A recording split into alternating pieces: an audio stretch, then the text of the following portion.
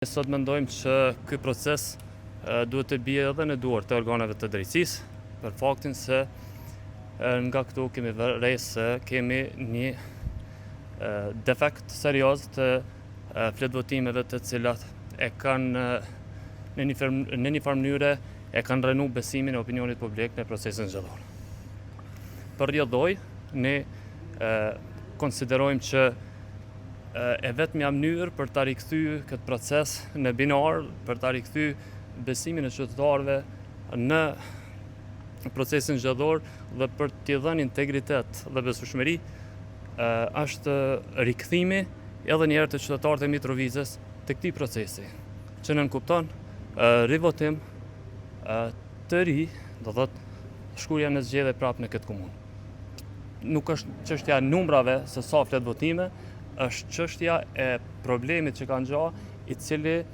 në një farë mënyre e ka zbejë. Unë nuk po flas në emër të prokurorisë, as po flas në emër të organeve të drejtësisë të cilat do dalin në qëndrimet e tyre, po flas nga ajo që si antar i Komisionit Qendror të Zgjedhjeve çfarë kanë pa dhe si ka shkuar gjithë procesi. Është pak rëndësishme çka themi ne dhe çka mendojmë ne, për faktin se është më rëndësishme çka mendojnë qytetarët jashtë kësaj salle dhe opinioni publik jo vetëm në Mitrovicë, por në gjithë Kosovën tashmë mendon se ky proces është i lënduar rëndësisht. Pothuajse në shumë vendvotime, në gjitha vendvotimet ka defekte të tilla, të cilat bien ndeshje edhe me rregulloren e brendshme, rregulloren zgjedhore të Komisionit Qendror të Zgjedhjeve, dhe për rrjedhoj ne edhe do të bëjmë edhe një analizë,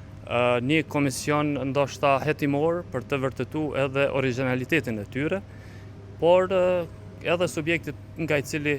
ne vijmë, Partia Demokratike ka bërë një ankesë në PZHP, rrjedhimisht do të djegë të gjitha rrugët ligjore në mënyrë që ta rikthejë atë cila është e vërteta besueshmërinë e qytetarëve të kësaj komune në procesin zgjedhor.